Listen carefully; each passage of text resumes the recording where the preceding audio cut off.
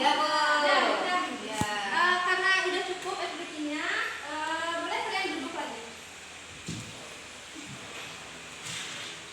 Nah, untuk selanjutnya itu ada tujuan pembelajaran, di mana yang pertama itu peserta didik mampu memecahkan operasi aljabar fungsi untuk menunjukkan ekuivalensi ekspresi dengan tepat. Lalu yang kedua, ada peserta didik mampu memecahkan konsep komposisi fungsi untuk menyederhanakan ekspresi dengan tepat.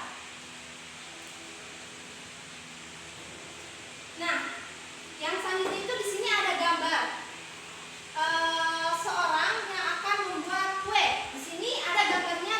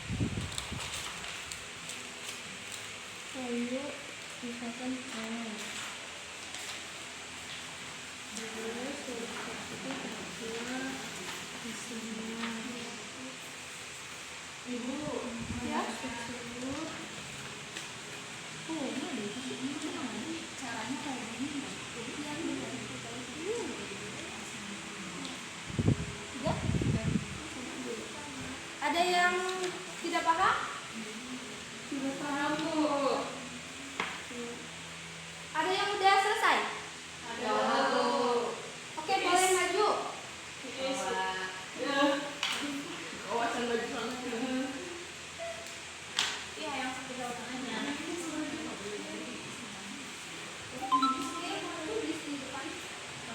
Di sini aja ya, Bu. Ya boleh Om.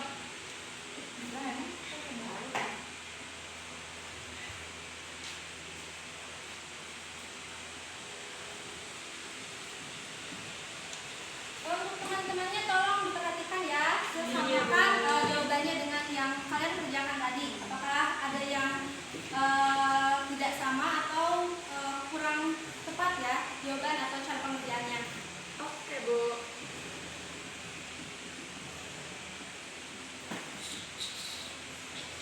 Boleh kamu jelaskan sekalian ya? Nah, untuk